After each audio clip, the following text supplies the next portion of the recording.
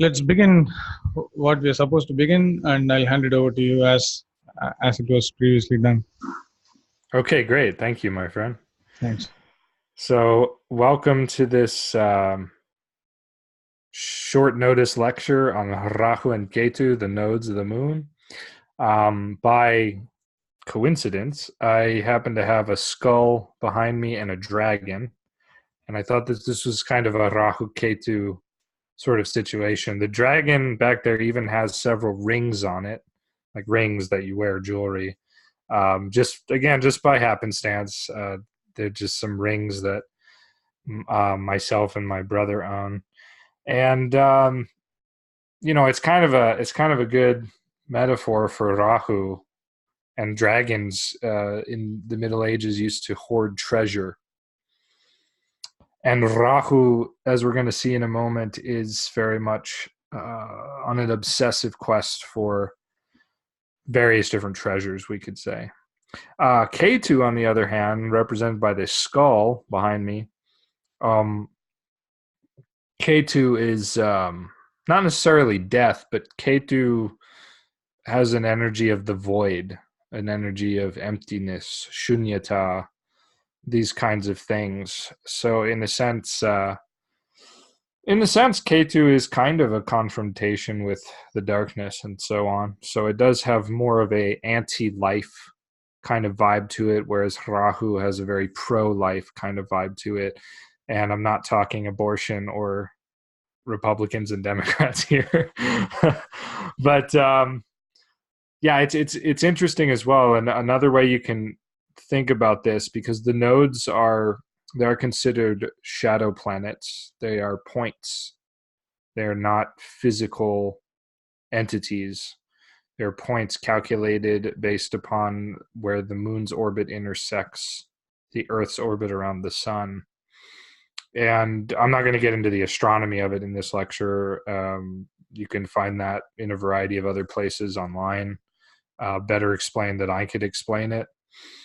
But and it's good to do that. But anyway, before we start, it's best to understand Rahu and Ketu through metaphor, through real life experience, through symbols. They are very evasive in terms of the rational mind. Um, they oftentimes do not conform to what we think they should be. And there have been numerous attempts in the modern era of astrology to sort of pigeonhole them as like North Node Rahu's good, South Node Ketu's bad. North Node Rahu symbolizes spiritual evolution. South Node Ketu symbolizes habits and spiritual de-evolution. Although this is not at all in any way, shape, or form consistent with ancient philosophy, ancient doctrines of yoga and spirituality and religious teachings, nor is it really consistent with the ancient astrological conceptualization of the nodes to begin with. Because, in fact, depending on who you ask, in the ancient world, Rahu can be more auspicious and Ketu inauspicious, or the reverse. Ketu can be more auspicious and Rahu more inauspicious. But I just got on a huge tangent, because what I was originally going to say is that Ketu, the metaphor I was going to talk about, that keep in mind throughout this lecture, is that Ketu symbolizes naturally bacteria, and Rahu naturally symbolizes viruses, or at least that's how I've heard it. And I think it does make a good amount of sense. And I will not explain that. I will leave you folks, you good people, to ponder that, see what you come up with, see if it resonates. Because these are kinds of the things you want to know about in order to really get the vibe on these two shadowy planets. So I'm going to share my screen. I do have a document here that I had prepared for a lecture I did locally about a month or two ago. And so, like I said, this is kind of an impromptu lecture, so it's going to be rather disorganized. It's not real linear, but that's okay, because the nodes are not real linear either. And that's why we should never, in my humble opinion, we should never pigeonhole them and say that one's good, one's bad. or even that they pertain to the very nebulous concept of spiritual evolution. In fact, they pertain to what we might say is that part of reality and experience and consciousness that is basically the deus ex machina, which has been translated as the ghost in the machine, but deus really means God. So it's really the God in the machine. And this is the idea that basically that any whole is beyond and subsumes its parts, or the whole is more than the sum of its individual parts, is another way to put that. I think everyone's heard that. And what does that mean? That's the deus ex machina. There's always more than meets the eye. There's always something more. There's always something intangible that transcends duality. It's the same thing as saying all truths once expressed in words are but half truths, which is rather difficult for the logical and linear mind to comprehend. And I think this is why people are so obsessed with the nodes, and why people do try to pigeonhole the nodes as well, because they're not really fully comprehensible in a linear manner. We can pretty much come up with a nice set of keywords and concepts for the 7 traditional planets, and even for some of the modern trans-Saturnian planets, for the asteroids and so on. But the nodes really, no matter how hard you try to, put them in a box, they really do not stay in that box, as you do real live readings for people, in the moment. Not so much as you look at past charts to try to make your ideas about astrology, about the chart fit and so on. Or I should say ideas about astrology and the person fit that chart once you already know the events of their life. But when you're actually doing real live divination with astrology, where you don't know much about the person you're reading for, you don't necessarily know the details of their past and what they're going through, and you have to tune into the grahas and the nodes, right? And for those who don't know, graha is the Jyotish term for the planets, but the nodes are also considered grahas, and arguably even the modern planets would be considered grahas, because a graha just means a Caesar. It's just something that seizes consciousness and directs it in a certain direction or so on.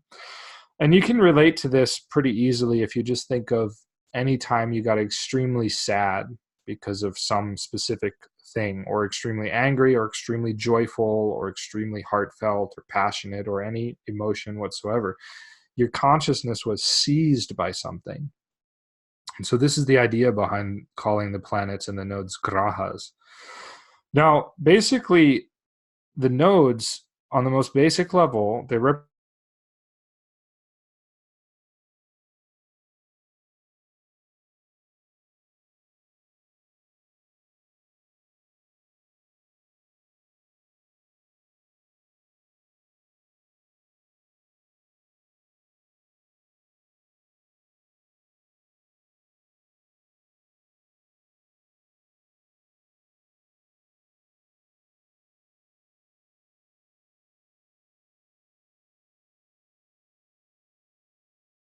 Vasanas are interesting. Vasanas are basically arguably the same thing as samskaras, but I sort of think that there's a subtle difference in that vasanas are not necessarily behavioral patterns or qualities that we can consistently associate with a person. Vasanas are more like thought patterns and emotional patterns that keep coming up, but they're not necessarily like these deeply ingrained behavioral traits. So it's kind of good to just know some of that terminology as astrologers anyway, because we want to understand that, right, there are thought patterns, there are behavioral patterns, and then there's sort of the thing that subsumes them all, which are the various types of karmas, of which there are actually 4 different types, but I won't be talking about that here. Although I believe I wrote a article for the most recent issue of Celestial Vibes magazine. So if you want to learn more about the different types of karma, you can check out that most recent article in the most recent issue. which was this like past month or so, or I don't know. Maybe Ashwin will say something about it later, but yeah, that is a good. It's good to understand that, especially when dealing with the nodes, right? So I like to think of these.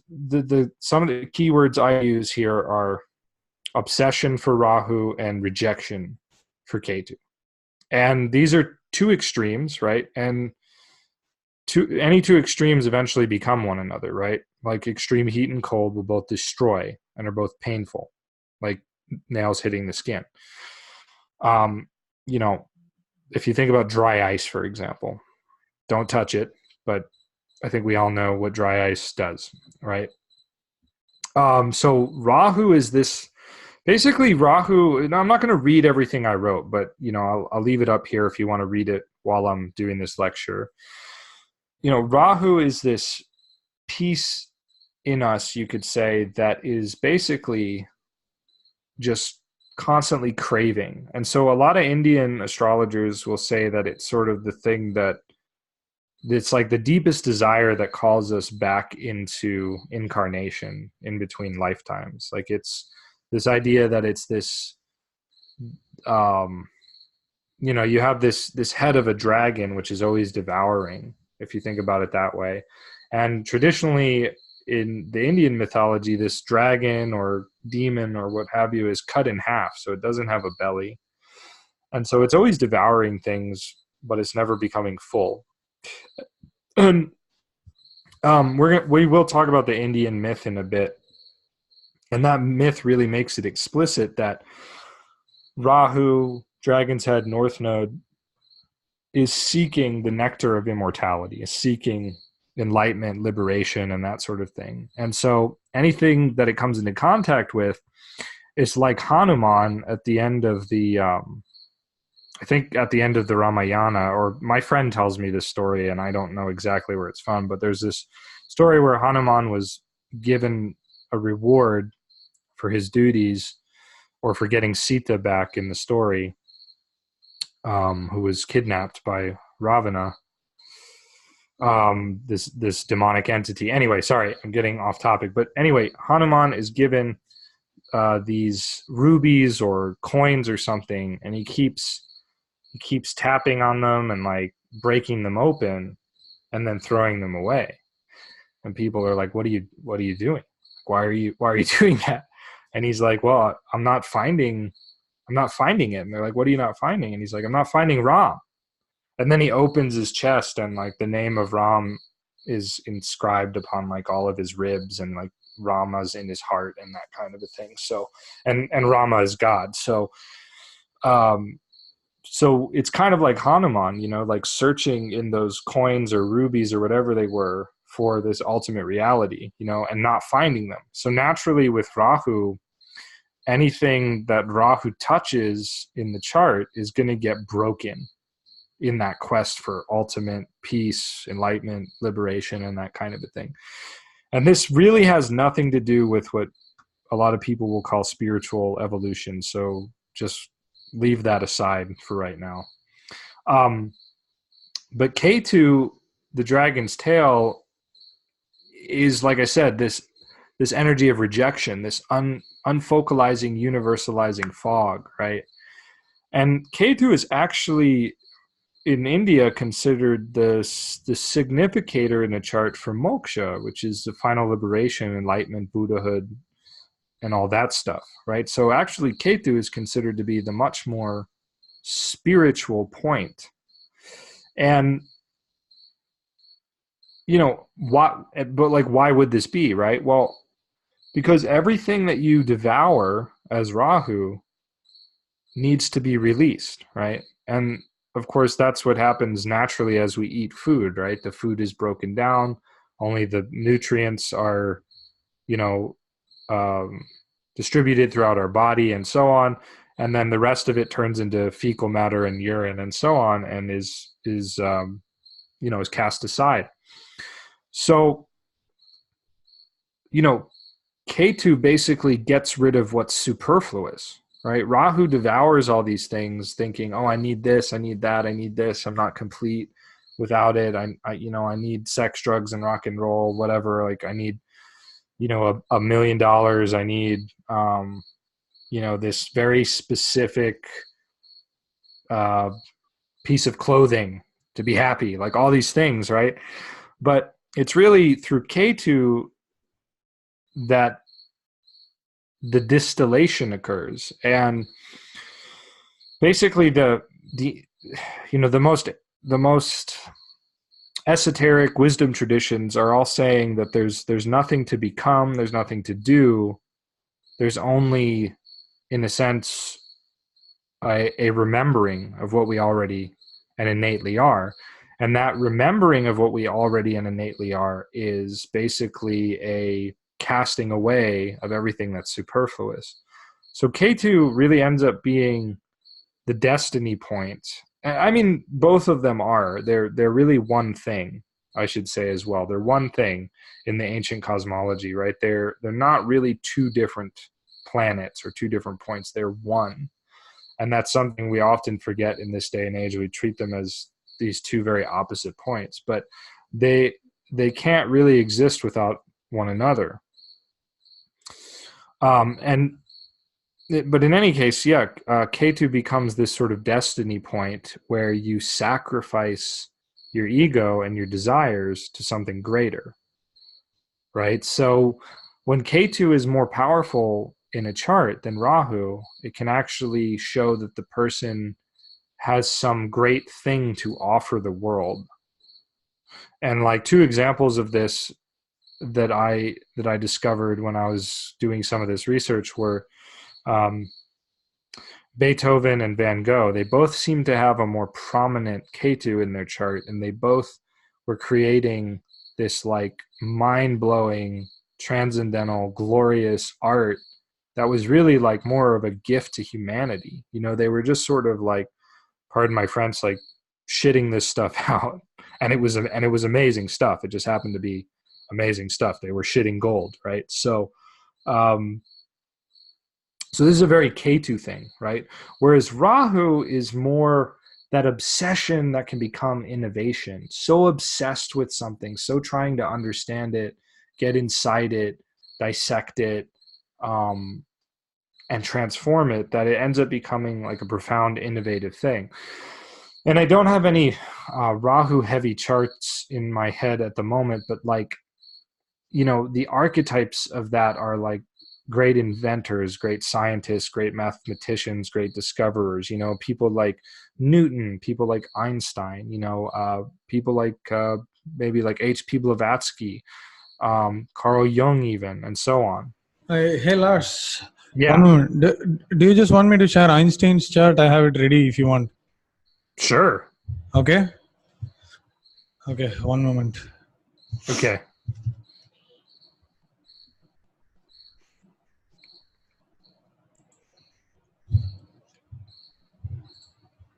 But it's the sidereal chart, okay? That's great. Yeah, I'm using sidereal mostly these days. So.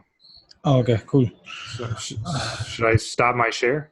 Yeah. No, I think I can do that from my side itself. So. Okay. Cool.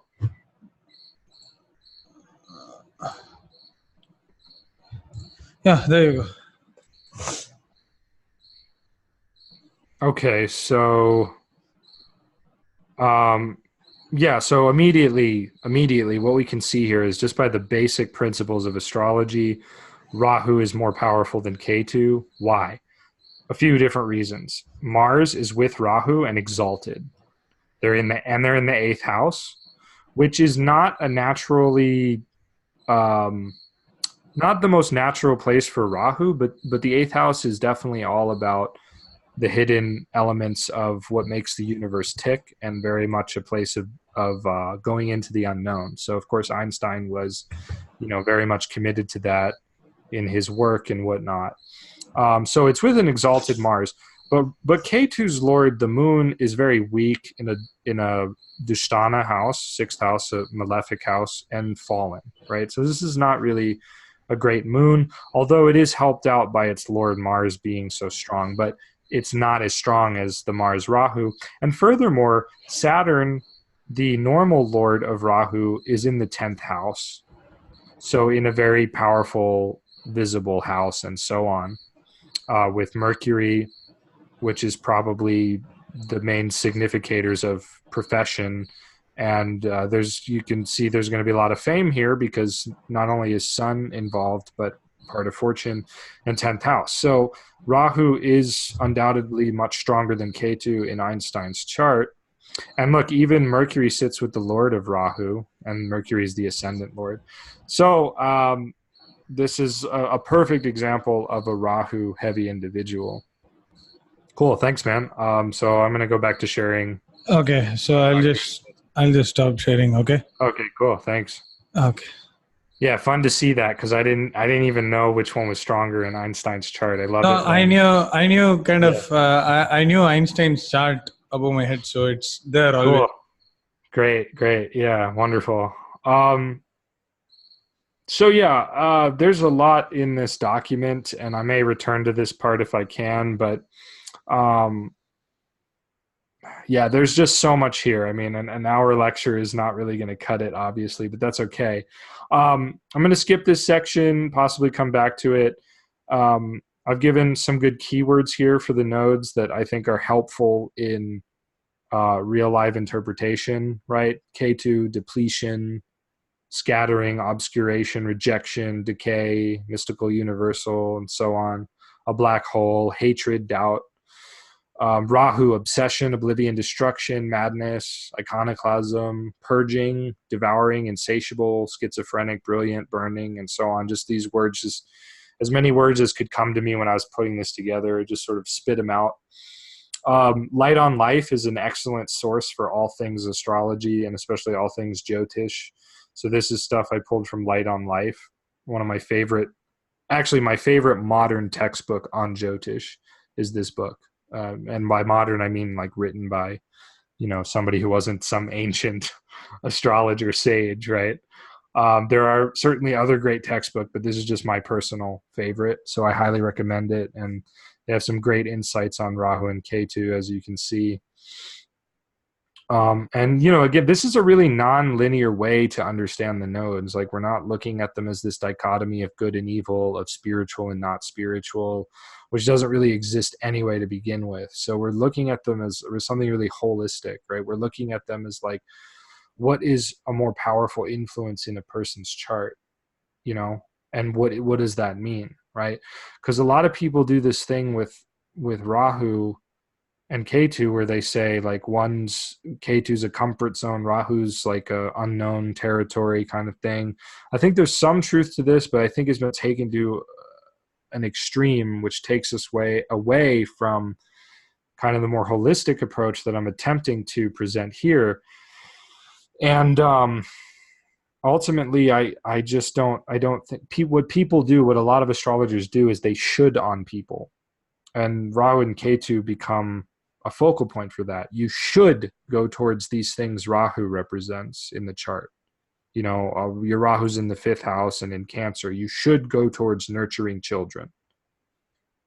Ketu's in the 11th house in Capricorn. You should stay away from unrealistic, totalitarian ideals or something like that, right? But it's a lot of shoulding. And when we read the most ancient sublime spiritual texts like the Bhagavad Gita, the Dhammapada, the Tao Te Ching, the Quran, the Gospels, whatever, there's no shoulding. There's absolutely no shoulding. There's absolutely like, oh, you need to do this thing and so you can evolve spiritually. I've never heard any of the great ancient spiritual teachers say that. So I think that's why none of the great astrological texts and traditions from the past said that, because it's not part of the original wisdom tradition. So I just wanted to throw that out there as a quick aside. So the myths are really useful for understanding the nodes. As I already said earlier, the nodes are grahas, they're shadowy points, and they represent some of the deepest currents of karmas, samskaras, and vasanas in a person, right? They represent that, which means that, like all of astrology, they can give us insight into that. It doesn't mean that they anything in astrology literally tells us that. It gives us insight, and then from that insight, we can access different dimensions of occult information intuitively, if we're open enough. So yeah, this kind of brings us to some of the myth stories.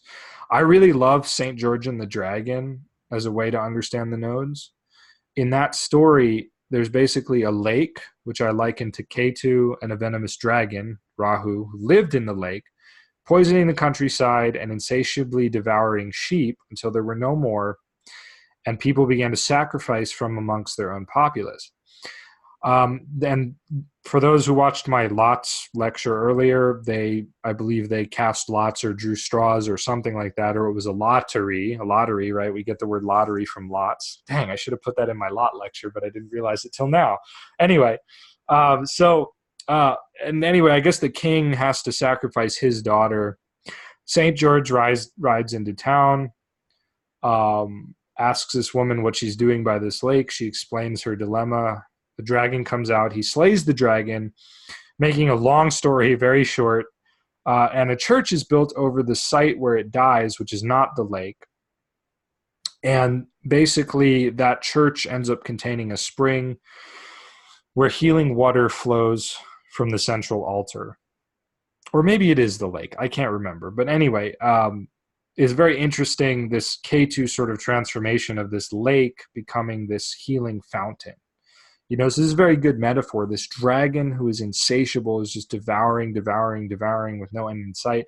And in a sense, what the dragon really wanted was to be killed, was to be killed and transformed, transmuted. And actually, you find a similar theme in other mythologies where there are demons and lower entities that want to be destroyed so they can be transformed.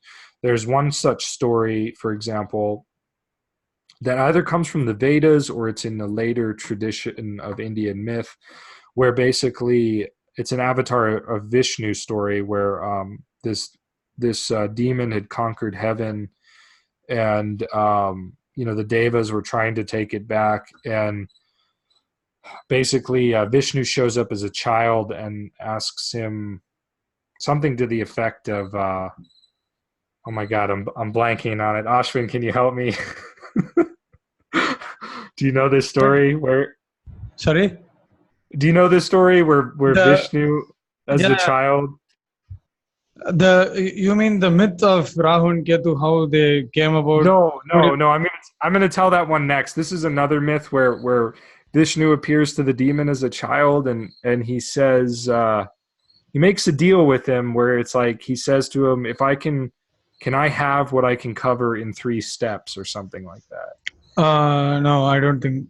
Oh, okay, yeah. Well, anyway, so, Okay. and the demon's like, "Sure," and so then he in 2 steps he covers the entire cosmos, right? So so the demon realizes, oh, this is Lord Vishnu.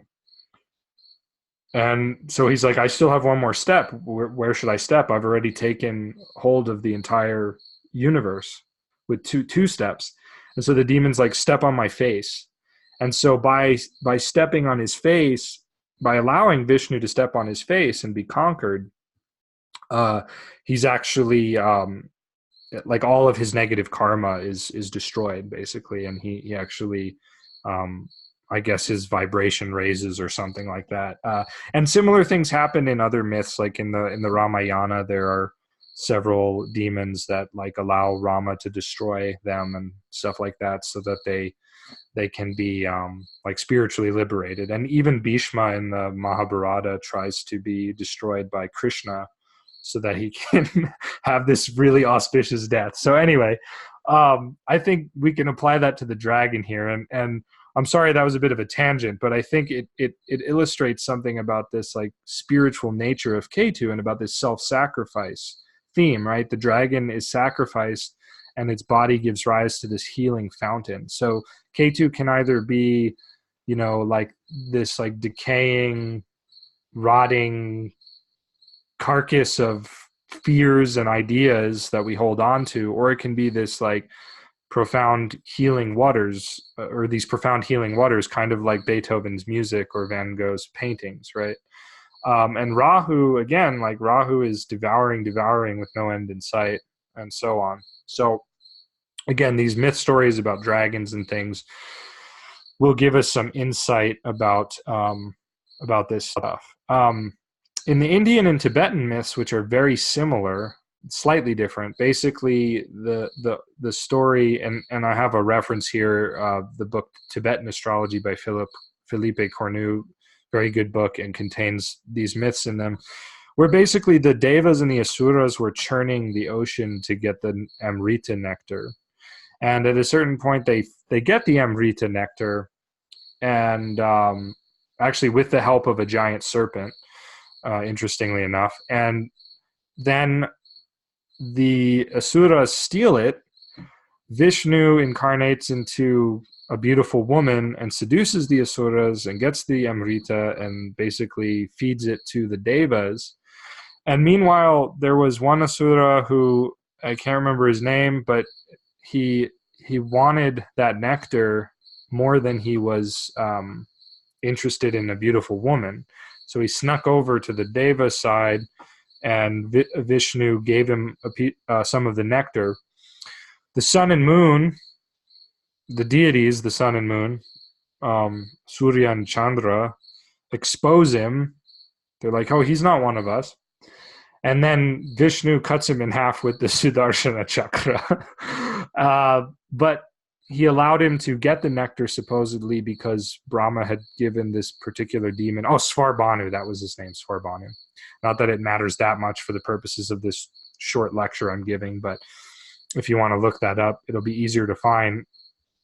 So yeah, Svarbhanu becomes Rahu and Ketu when he's cut in half, basically. He's immortal, and he's always chasing after the sun and the moon because he's pissed off that he was cut in half.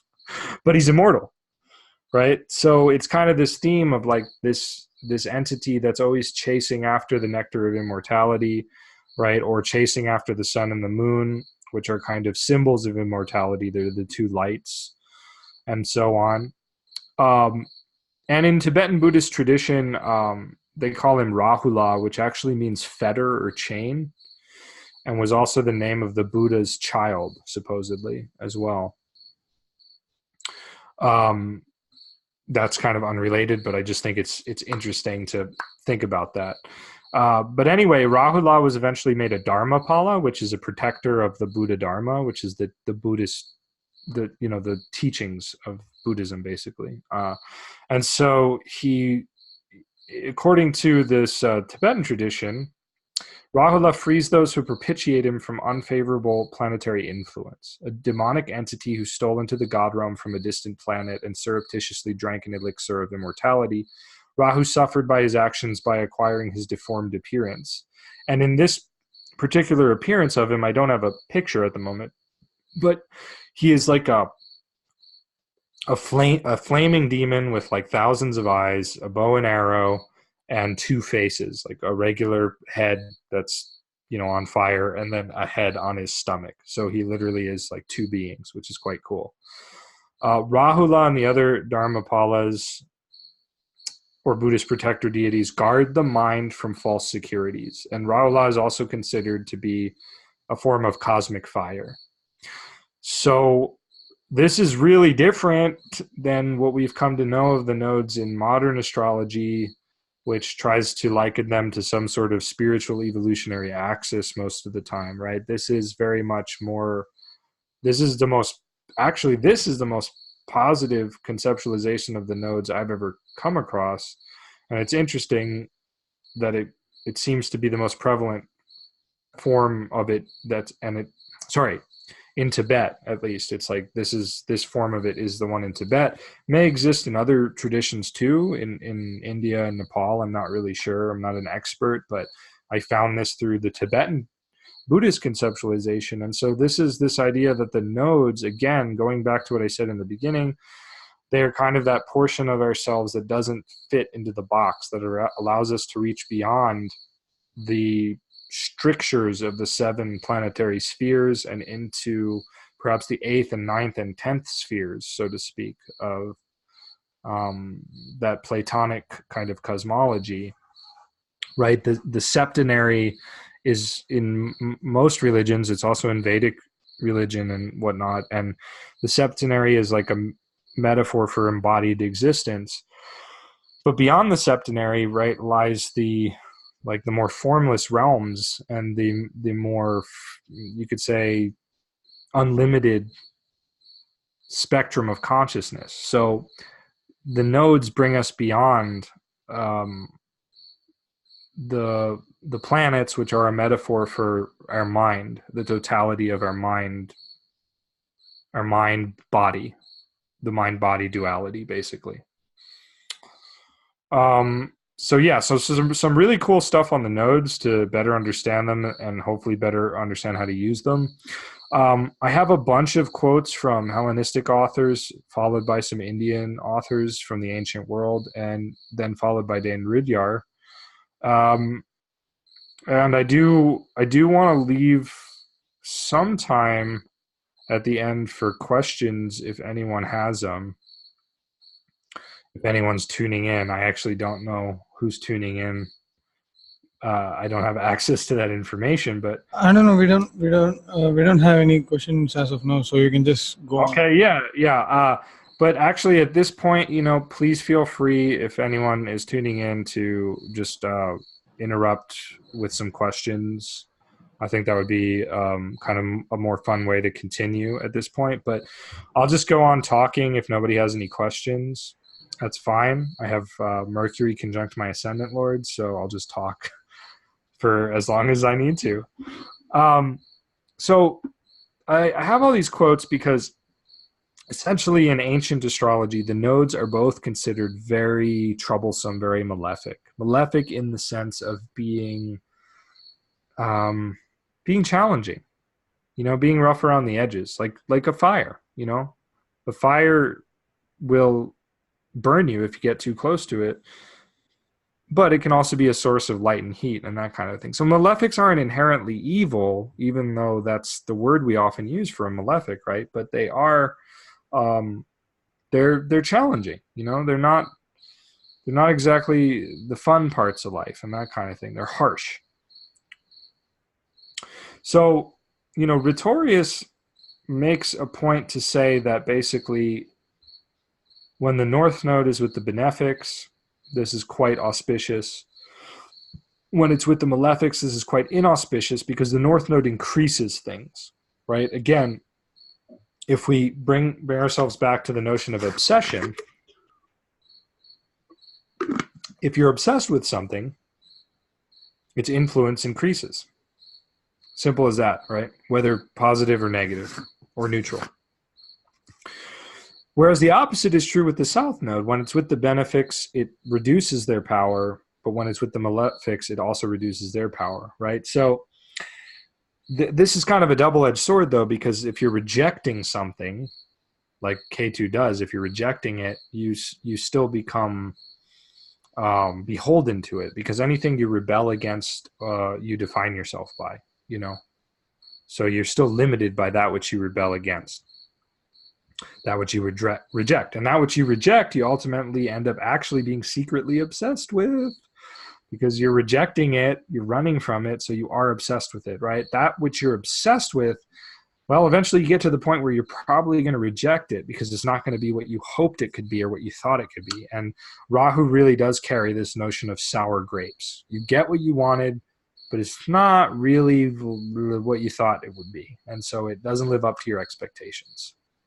So you keep searching, right? Nothing's ever going to live up to your expectations because nothing can fill that void that exists in our hearts and minds, especially in this day and age, except for that which we inherently already are, or so it's taught, right? So he also makes a point to say that with the sun or the moon, either node is quite malefic. And in my experience, the North Node is actually more malefic when it's with the sun or the moon than the South Node. And very commonly, I've seen in a number of charts that the corresponding parent dies unnaturally or early on or in a kind of violent, volatile manner when the north node is conjunct the sun or the moon, right? Father or mother. When it's the south node, it can be more of an epithet of like absence, insanity, madness for that particular parent, and so on. So it's quite interesting. Valens really hits it home with the nodes. Really, like, don't do anything when the moon is with the nodes. And he talks about, I like this too, because he talks about, what does he say here? Yeah, if the moon is passing through the current position of the ascending node or through the points in square opposition, right?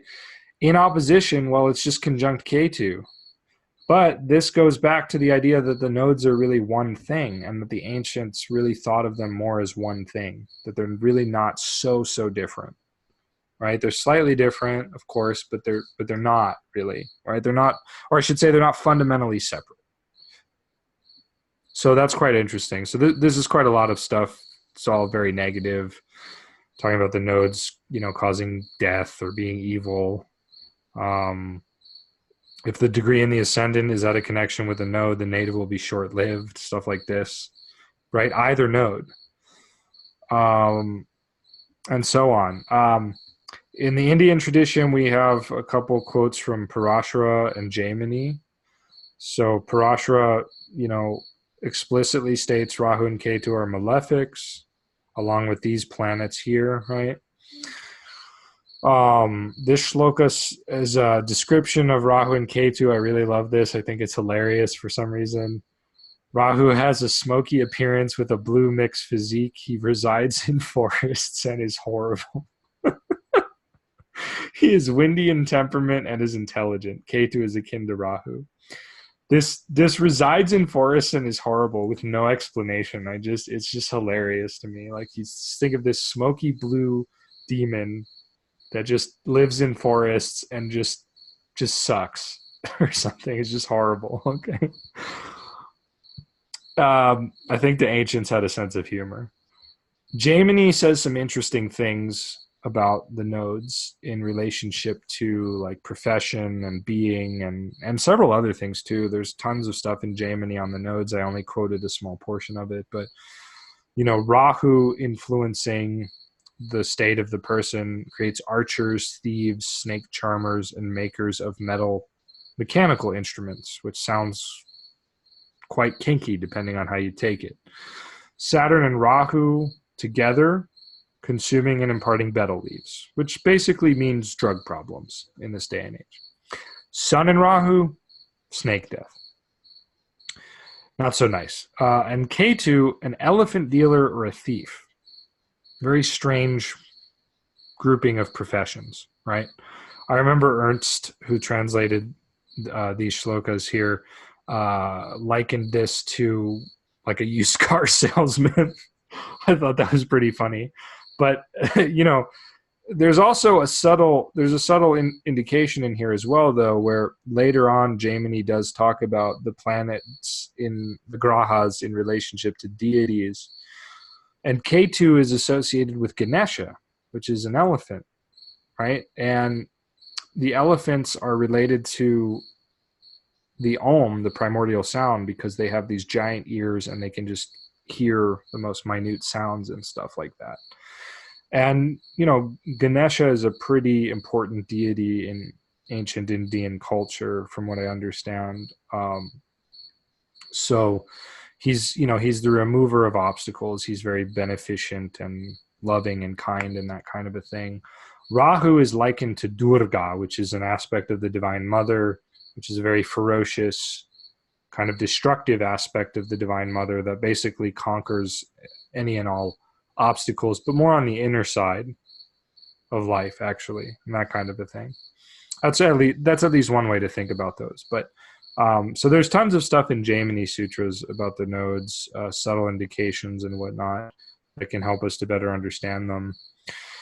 And I guess this final piece of it that I'll talk about is kind of tying together the old and the new with Rudyar. Very interesting stuff. And I feel like so much of what Rudyard says was really in line with ancient astrological thought, because he was drawing off of a lot of ancient philosophy, even though he didn't practice ancient astrology or Jyotish or anything like that. But here he's basically talking about, again, a more holistic conceptualization of the nodes that he, I think, pieced together through his own thinking. So the north node refers to whatever builds personality, bringing to it new material. This material should not only be absorbed, but metabolized. And this refers to reading books, absorbing new ideas, as well as to the intake of anything which can become assimilated by the consciousness of an individual person. The south node refers to any material whatsoever, physical, emotional, mental, which the organism no longer needs, whether it be that the substance cannot be used and is in a decaying or poisonous condition, or that it is the positive and creative expression of the natural function of the body-mind organism. Yet the position of the north node in a natal house and zodiacal sign essentially indicates where the positive focus of consciousness existence should be established, where the will should find its field of most constructive action. Normally, it is a field in which, through intense exertion, maximum spiritual returns to the person as an individual self can be expected. Right, so we're still dealing in the realm of ego here, if you read between the lines in what he says, right? As the person as an individual self, right? But then he says, at the south node, one does not build personality. One may expand it, releasing its contents in full dedication to a community and an ideal. In the deepest sense of the term, destiny may be accomplished symbolically where the south node is placed in one's birth chart. Something greater than oneself may be fulfilled there, one's basic function in society or in the universe. And so I feel like Rudyard really tuned into that same kind of logic that we do find subtly in the ancient astrological texts, but we find it more obviously I found it more obviously when I've actually talked to Indian astrologers who come from a tradition, who practice astrology, who, it's an oral thing. It's not even mostly about books or just about books, right? We find them talking about this same kind of thing in the idea that Rahu is going to bring us more into the world and Ketu is going to bring us more out of the world or out of ourself as an ego, as an individual self. And then, I don't know. I would like to read everything I wrote here again. This is the part that I kind of skipped, but I feel like this is a natural place to end the lecture, and I think I already probably talked about most of this stuff in some form or another, but I'll just leave that up there for a moment as I'm talking. So that will do it on this exploration of the nodes for me. Does anyone have any questions? And if not, Ashwin, would you like to add anything? Okay.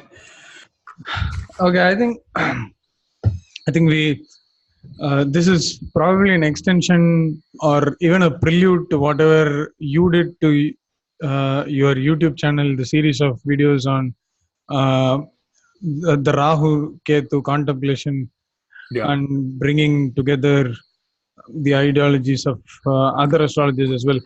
So I think this kind of acts as a good overview to what Rahu and Ketu in terms of mythology, and also a little bit of astrological overview. But this, as you already said in the beginning, it's 1 hour is not necessarily enough to kind of put all the thoughts on Rahu and Ketu. So I think Einstein's example works really well because of the Rahu's reception in 8th house. So it works perfectly, really. I mean, exactly, breaking new ground. And on the other hand, the dispositor of Rahu is placed in the 10th house. You also mentioned that. And the other good thing is that Jupiter turns out to be the master of the nativity of the chart. and Jupiter is ruling Saturn, which makes the reception of Rahu even more better.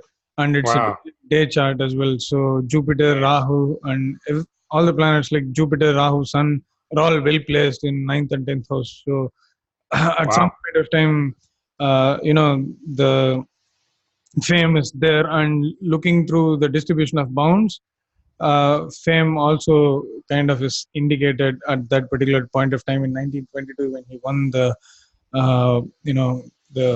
Nobel Prize. And Cool. more often than not, I think Rahu in the eighth house kind of amplifies the the research mentality and Yeah. eagerness, or it kind of adds to the inquisitiveness of the native. So I think inquisitiveness is a very inbuilt characteristic or a quality in everyone, but the degree or intensity at which we are inquisitive kind of varies.